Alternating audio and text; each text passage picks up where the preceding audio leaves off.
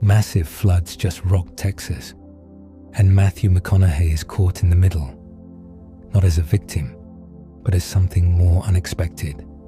While homes were underwater and roads collapsed, McConaughey showed up, not with a camera crew, but supplies. Clean water, generators, his own trucks. He skipped the headlines, but locals noticed. Some say it's genuine, others say it's a political move, hinting at his rumored run for governor. Either way, it's working.